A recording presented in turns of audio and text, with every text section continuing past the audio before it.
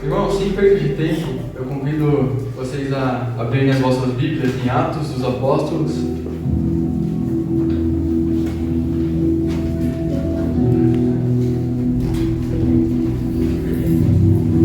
Atos, capítulo de número 16.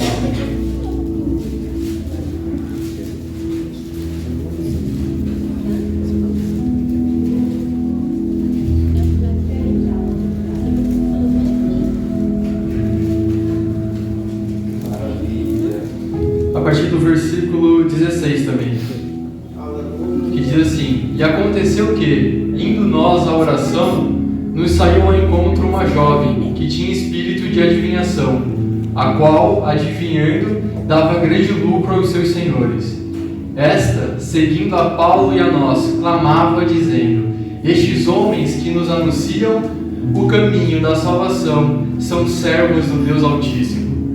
E isso fez ela por muitos dias. Mas Paulo, perturbado, voltou-se e disse ao Espírito: Em nome de Jesus Cristo, te mando que saias dela. E na mesma hora saiu. E, vendo seus senhores que a esperança do lucro estava perdida, prenderam Paulo e Silas e os levaram à praça, à presença dos magistrados. E apresentando-se aos magistrados, disseram: Estes homens, sendo judeus, perturbaram a nossa cidade e nos expõem costumes que não é lícito receber nem praticar, visto que somos romanos. A multidão se levantou unida contra eles, e os magistrados, rasgando-lhes as vestes, mandaram açoitá-los com varas. E, havendo dado muitos açoites, os lançaram na prisão, mandando ao carcereiro que os guardassem com segurança. O qual, tendo recebido tal ordem, os lançou no cárcere interior e lhes segurou os pés do tronco. E, perto da meia-noite, Paulo e Silas oravam e cantavam hinos a Deus, e os outros presos escutavam.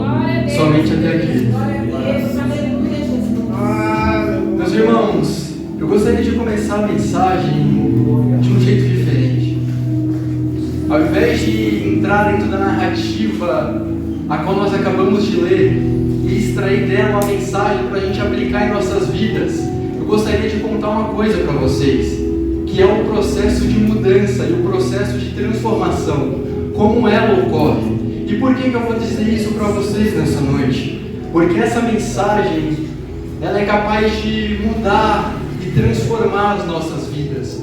Só que para que isso aconteça, a gente precisa saber como que funciona o processo de transformação.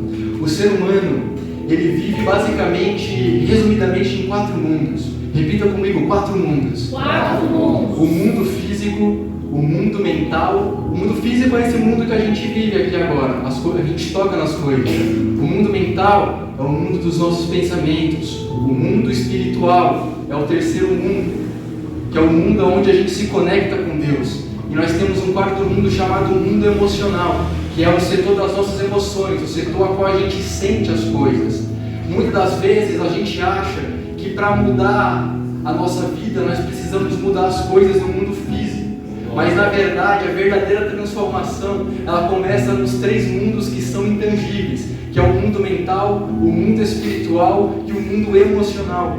Portanto, essa mensagem, as escrituras sagradas, elas podem mudar o nosso mundo interior, para que aí sim a transformação no mundo físico aconteça. Por isso eu te peço, preste atenção nessa mensagem, pega isso e deixa ela trabalhar dentro do teu interior, e eu tenho certeza que as coisas no mundo físico serão diferentes. Amém? Agora eu convido vocês a embarcarem nessa história comigo. Meus queridos, o título dessa ministração, se eu pudesse escolher eu colocaria o poder de um encontro com Jesus Cristo. E para começar essa ministração, essa narrativa, eu gostaria de apresentar para vocês rapidamente quem é Jesus. Meus queridos, existe um homem chamado Marco Polo, ele é um psiquiatra super reconhecido. E esse psiquiatra, ele é conhecido por estudar a mente dos gênios da sociedade, como por exemplo Albert Einstein, Freud, Nietzsche. Talvez você não conheça todos esses, mas esses são grandes pessoas que trouxeram grandes ensinamentos para a sociedade, grandes descobertas.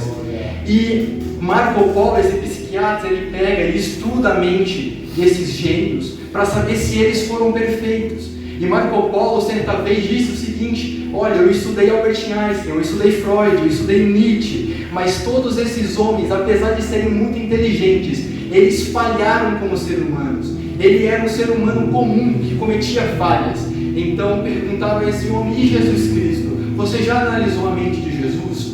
Porém tinha um problema. Marco Polo, ele era ateu. Ele não queria se misturar com religião. E ele disse o seguinte: não, a mente de Jesus eu não estudo, porque eu não sou religioso e eu nem quero saber de Jesus Cristo.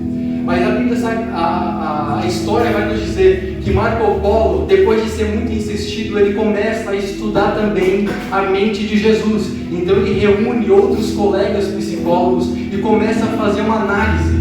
E a sua conclusão, depois de entender a mente de Jesus, foi a seguinte: Marco Polo disse com as suas próprias bocas: depois que eu conheci Jesus Cristo, eu me tornei um ser humano sem limite. Porque Jesus Cristo, diferente de Freud, diferente de Albert Einstein, diferente de Nietzsche, ele foi um homem que não cometeu erros. Ele foi um homem perfeito e a mente dele, para mim, é misteriosa. Meus queridos, talvez o Marco Polo não sabia quem Jesus Cristo era, mas eu vou te dizer quem ele era. João Batista já dizia, ao ver ele de longe: este é o Cordeiro de Deus que tira o pecado do mundo. Marco Polo pensava que Jesus Cristo era um homem comum. Mas João 1 vai dizer que no princípio era o Verbo estava com Deus e o Verbo era Deus, mas que o Verbo se fez carne e habitou no meio dos homens. Então, primeiro ponto, primeiro pilar dessa noite: quem era Jesus Cristo? O próprio Marco Polo disse que ele não era um homem comum. Por quê? Porque ele era 100% homem e é 100% Deus. Era isso que diferencia Jesus Cristo de outras pessoas no nosso mundo. E a Bíblia Sagrada vai nos dizer que a esse Jesus Cristo foi dado toda a autoridade nos céus e na terra. E Filipenses vai dizer que a ele foi dado um nome que é sobre todos os nomes. E Hebreus vai dizer que ele é o resplendor da glória de Deus e a expressão de todo ser de Deus. A Bíblia Sagrada vai dizer também em João que ele tem poder sobre a vida e sobre a morte, porque ele é a ressurreição e ele também é a vida. E Marcos vai dizer que ele tem o poder sobre a natureza, controlando o vento e o mar. A Bíblia Sagrada também vai dizer lá em Lucas que ele tem autoridade e poder sobre os espíritos imundos. E Mateus vai dizer que ele tem o poder de perdoar pecados e realizar milagres. E em João vai dizer que ele tem o poder de receber as nossas orações e de nos responder. Então Jesus Cristo, ele não era um homem comum. Jesus Cristo, ele era um homem diferenciado. Ele era o próprio Deus. E a Bíblia Sagrada vai nos dizer, meus irmãos, que todos que encontravam Jesus Cristo enquanto estava na terra, ele tinha a vida transformada.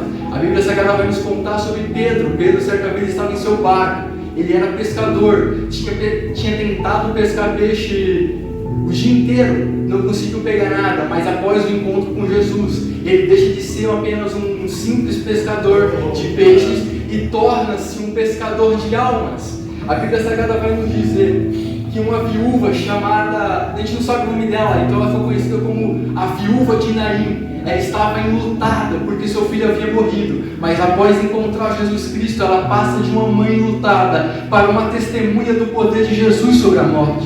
A Bíblia Sagrada vai nos dizer também de um homem chamado Zaqueu, um homem que ele era ganancioso, ele não tinha compaixão nem piedade dos outros, ele enriquecia a custa de outras pessoas, ele era um mau caráter, mas ao conhecer Jesus Cristo, ele se torna um homem bondoso. Então, meus queridos, na Bíblia Sagrada eu não encontrei ninguém que teve um encontro verdadeiro com Jesus Cristo que não teve a sua vida mudada. E tem mais um homem que ele teve um encontro com Jesus. E esse homem, ele nasceu em Tarso. E o nome dele, a princípio, era Saulo. A Bíblia Sagrada vai nos dizer que em Tarso, da Cilícia, que é uma região do sudeste da Ásia Menor, nasceu esse homem chamado Saulo. Durante a sua infância, ele foi educado por um homem chamado Gamaliel. Gamaliel, ele era um fariseu. Os fariseus naquela época defendiam 100% a lei. E eles não gostavam de Jesus Cristo. E Saulo havia crescido e sido ensinado ensinado que a lei era o mais importante, que a lei não poderia ser quebrada. E quando Jesus Cristo ele deixou os seus discípulos com a mensagem do Evangelho aqui na terra, Saulo, que foi crescido ensinado pela lei, começou a perseguir essas pessoas. Paulo ele não tinha compaixão dos cristãos, ele pegava, ele prendia, ele mandou executar Estevão apedrejado.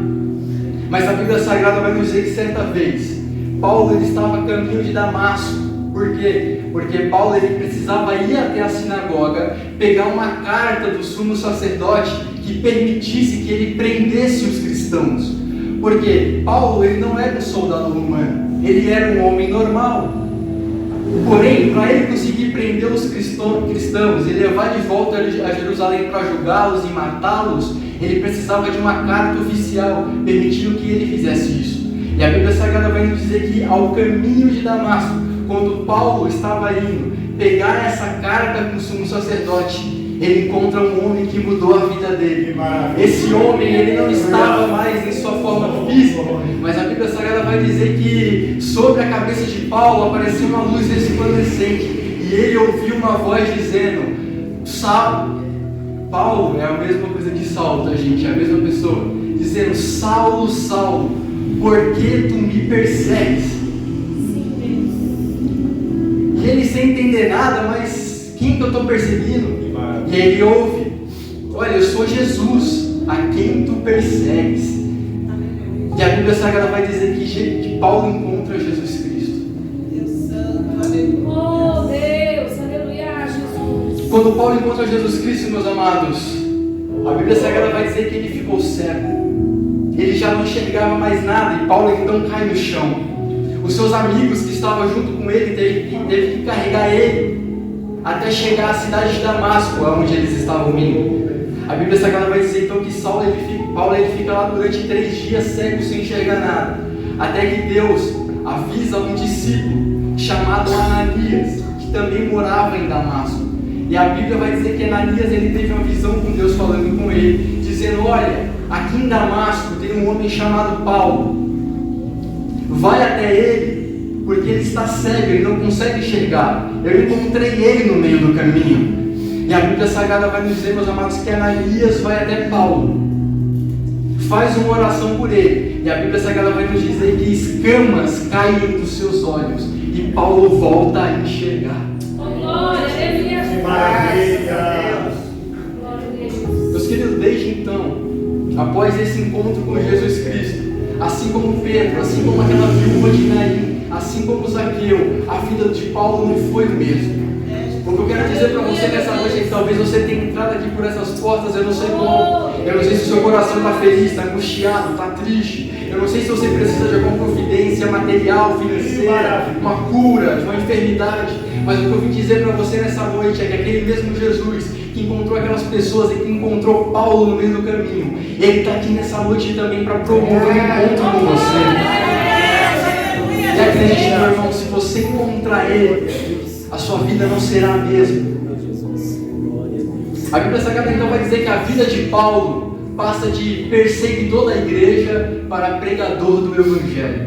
Ele começa a pregar nas sinagogas. Porém, aquelas pessoas que via Paulo não acreditavam, porque Paulo primeiro prendia e matava os cristãos, agora está pregando sobre Jesus. Aquelas pessoas, os fariseus, mestres da lei, que era aliado de Paulo, começa a ficar contra ele, começa a ficar com raiva dele, tentam matá-lo. Então Paulo ele sai escondido da cidade e vai pregar o Evangelho em outros lugares. Paulo então se torna um missionário, e Paulo ele começa a viajar diversas regiões, mas ele não ia sozinho. Ele sempre carregava um parceiro que ia mais junto dele, junto com outras pessoas. E o texto a qual nós lemos nessa noite é justamente uma missão dessa vida que foi transformada através de um encontro com Jesus Cristo. A Bíblia Sagrada vai dizer então que Paulo e Silas, os 2 parceiros missionários, eles estavam se eu não me engano, na cidade chamada Troade. Então Paulo ele tem uma visão. Essa visão ele vê um homem da Macedônia pedindo socorro e pedindo ajuda. Então ele compreende que aquela visão que ele teve era uma direção de Deus para que ele fosse para a Macedônia. Então eles partiram, chegando em Macedônia, eles chegaram numa cidade chamada Filipe. E nessa cidade eles encontraram uma mulher que hospedou eles em sua casa. E ali Paulo e Silas começam a fazer uma obra missionária, começam a andar e pregar o Evangelho. A Bíblia Sagrada então vai nos dizer que nessa cidade de Filipe existia uma mulher, uma escrava na verdade, que ela trabalhava para alguns homens. Ela tinha um espírito imundo, um espírito maligno sobre ela. E a Bíblia Sagrada vai nos dizer que ela conseguia adivinhar as coisas.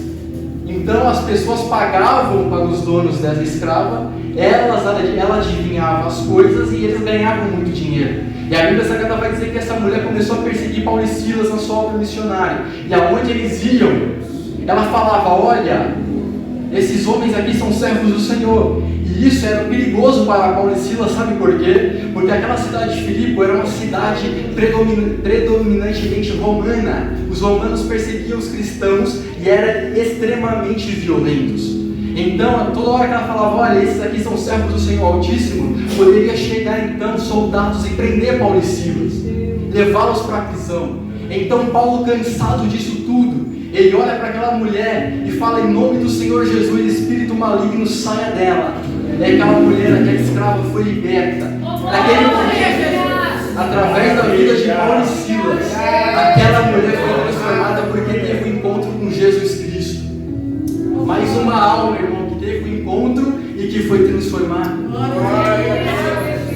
A Bíblia Sagrada vai nos dizer que os donos dessa mulher que ganhava muito dinheiro ficou irritado com Paulo e Silas. Porque imagine só, você ganhando muito dinheiro, aí vem alguém e tira a sua fonte de renda, você ficaria irritadíssimo. Então aqueles homens pegaram Paulo e Silas e levaram até os oficiais e começaram a dizer que eles estavam fazendo baderna na cidade, que eles estavam fazendo coisas que iam contra a cultura romana. Então a Bíblia Sagrada vai nos dizer que Paulo e Silas foi levado à prisão.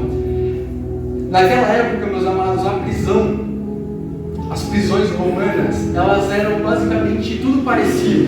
A Bíblia Sagrada vai nos dizer que Paulo e Silas foi levado para um lugar muito seguro, o lugar mais seguro, que era o cárcere interior. O cárcere interior, meus amados, para você ter uma noção, muitas das vezes era subterrâneo, embaixo da terra. Paulo e Silas olhavam ao seu redor, só via pedra bruta, um lugar escuro, um lugar úmido, talvez um lugar que cheirasse mal. E a Bíblia Sagrada vai dizer que Paulo e Silas foi açoitado injustamente, porque eles não haviam feito absolutamente nada, só havia pregado o Evangelho e libertado aquela mulher. A Bíblia Sagrada vai nos dizer que os soldados pegaram Paulo e Silas e prenderam os seus pés em um instrumento de crueldade chamado tronco. Eu fui pesquisar e o tronco é basicamente um pedaço de madeira com 2 buracos, onde eles colocavam o pé das pessoas e aquele buraco apertava. A Bíblia Sagrada vai dizer que Paulo e Silas estavam acorrentados. Eu imagino Paulo olhando para Silas dizendo: Silas, está tudo doendo aqui. E Silas olhando do outro lado dizendo: Paulo, aqui também estou sentindo dor. Mas eu imagino um olhando para o outro e dizendo: Silas, o que a gente faz agora? Então eles tiveram uma ideia: vamos adorar o nome do Senhor. Vamos adorar o nome do Todo-Poderoso. Vamos adorar o nome daquele que tem autoridade nos céus e na terra. Vamos adorar o nome daquele que tem um nome que é sobre todos os nomes, Silas. Vamos adorar o nome daquele que a gente encontrou no meio do caminho, que transformou as nossas vidas. Se Ele transformou as nossas vidas no início, Ele pode transformar a nossa vida agora. Ele pode transformar a nossa situação e a nossa realidade. Meu amigo, deixa eu te contar uma coisa. Talvez você tenha entrado por essas portas sem nem saber o que você vai fazer. Talvez você tenha entrado por aqui meio perdido na vida, ou então talvez em dúvida, talvez triste, cabisbaixo, mas eu vim te dizer uma coisa: enquanto uma situação difícil está sobre a sua vida, adore. Adore o nome do Todo-Poderoso, porque Ele é capaz de mudar realidades. Aleluia. Então a Bíblia Sagrada vai nos dizer que o relógio já estava dando quase meia-noite. Então Paulo e Silas começam a orar e a cantar.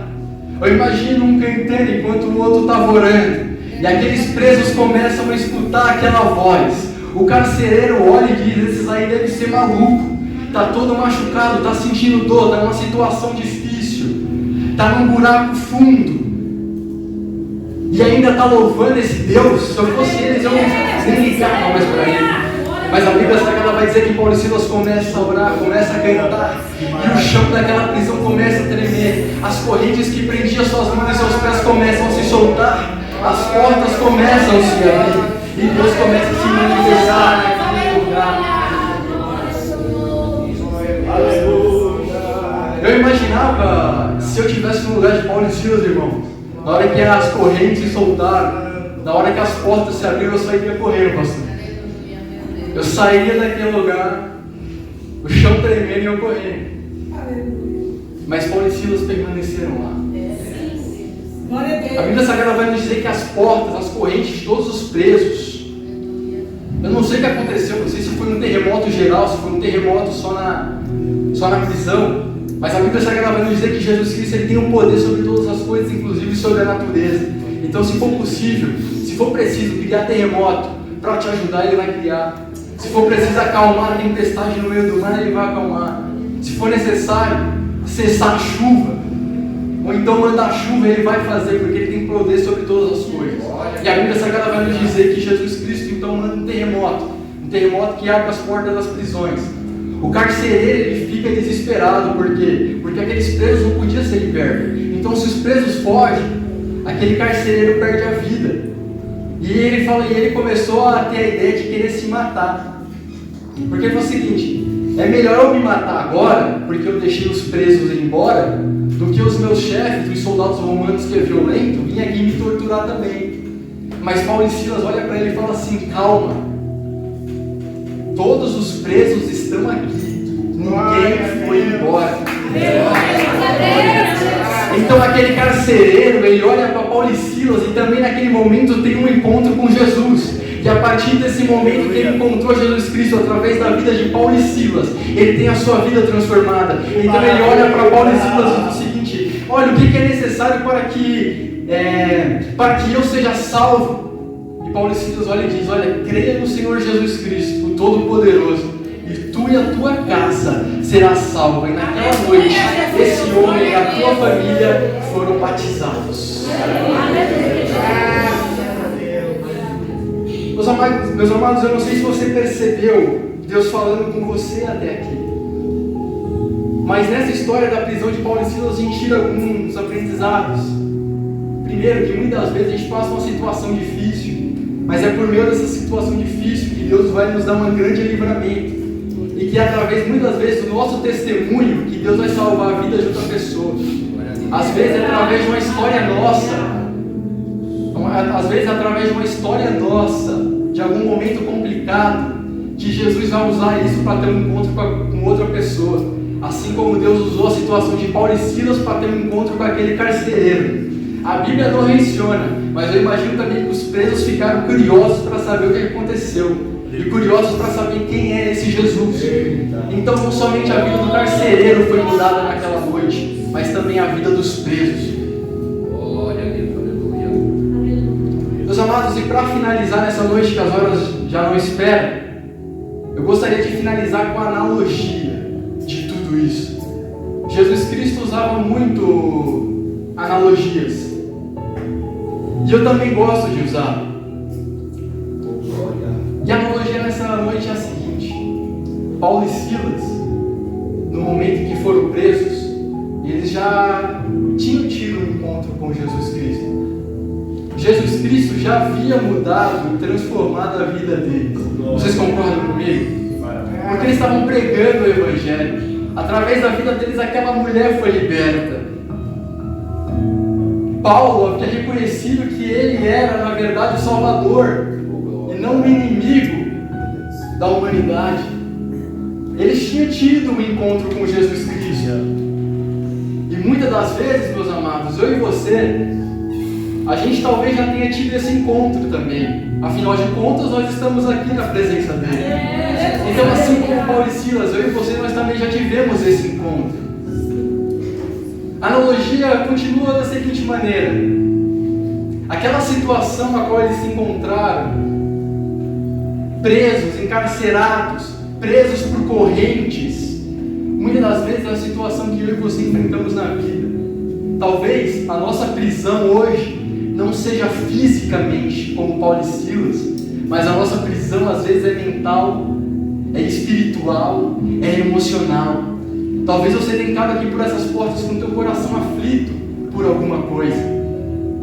Talvez o teu corpo tenha alguma enfermidade. Talvez você esteja ansioso, porque hoje o mal do século é a ansiedade. As redes sociais, as tecnologias, elas são uma bênção. Só que quando usada de maneira descalibrada, ela causa um destruir mental gigantesco e as pessoas não dão conta disso. Então, muitas das vezes, através da comparação em você, a gente sofre e a gente não se dá conta disso. E essa, meus amados, talvez seja as nossas prisões. Talvez a gente esteja encorrentados pelas cadeias da enfermidade, da ansiedade, da dor, do sofrimento, da tristeza, da desesperança. Talvez você já tenha perdido a esperança daquilo que você deseja mudar. Mas eu vim te dizer uma coisa nessa noite: através da tua adoração, essas cadeias são quebradas, assim como Jesus Cristo visitou naquela prisão. Através do teu louvor e através da tua adoração, toda ansiedade ela é curada pelo nome e pelo poder de Jesus. Então, meus amados, não é porque a gente encontrou Jesus Cristo, como Paulo e Silas uma vez, que tudo vai dar certo e que tudo vai caminhar de maneira boa. Às vezes a gente vai enfrentar momentos ruins, mas o que você precisa entender é que assim como Jesus Cristo esteve no início da jornada, no meio e no fim dessas pessoas, de Paulo e Silas, de todos que o serviram, Ele está também no começo, no meio e no fim da nossa jornada. Graças a Deus. E tem mais uma coisa. Lembra que eu falei que o título era o poder de encontro com Jesus? Esse é o poder, é a transformação que Ele pode causar na nossa vida, nos tornando um ser humano melhor. Porém, eu parei para refletir, pastor Osmar, e talvez vocês deem risada do que eu vou falar agora, mas encontrar Jesus Cristo e ter a vida transformada é igual tomar banho. Talvez você não esteja entendendo o que eu quero te dizer. Mas, por exemplo, pastor, se eu tomei banho, hoje é sábado, né? Geralmente o pessoal fala que sábado é o dia de tomar banho. Eu tomei banho hoje. Se eu ficar até amanhã de manhã sem tomar banho, bom, eu passei também com um perfuminho. Provavelmente meu cheiro não vai estar tão ruim. Talvez ainda esteja bom. Tomei banho hoje, amanhã de manhã não tomei. Meu cheiro ainda está meio bom. Agora, se eu ficar até segunda-feira sem tomar banho, já não vai estar tão bom assim. Se eu ficar 3, 4, 5, uma semana sem tomar banho, aí o negócio já aperta. Sabe o que isso significa? Que banho, para quem se manter limpo, precisa ser todos os dias. Encontrar Jesus Cristo e ter a vida transformada é exatamente a mesma coisa que tomar banho, precisa ser todos os dias. Fazer somente uma vez. Fazer somente uma vez, mas sentir a vida transformada não basta, precisa ser todos os dias. Por isso talvez você já esteja pensando: bom, eu já encontrei Jesus Cristo, agora eu vou sentar, cruzar os braços e só curtir a vida transformada. Não, tem que fazer a manutenção disso. Tem que ser todos os dias um novo encontro com Jesus Cristo. Amém? Eu quero convidar vocês a se colocarem de pé para a gente fazer uma oração final. E peça, meu irmão, para que Jesus Cristo venha ao teu encontro nessa noite. Porque eu tenho certeza que se Ele for ao teu encontro, você vai sair daqui de uma maneira diferente. Ainda de pé, fazemos uma oração. Apresenta aquilo que você deseja mudar, aquilo que você deseja transformar. E fala assim: eu venho de encontro disso, porque eu creio no teu poder. Diga que você reconhece que Ele tem autoridade nos céus e na terra, e que o nome dele é extremamente poderoso. Eu tenho certeza que através da sua adoração e da sua oração nessa noite, as correntes serão quebradas. Amém? Vamos orar. Senhor, meu Deus,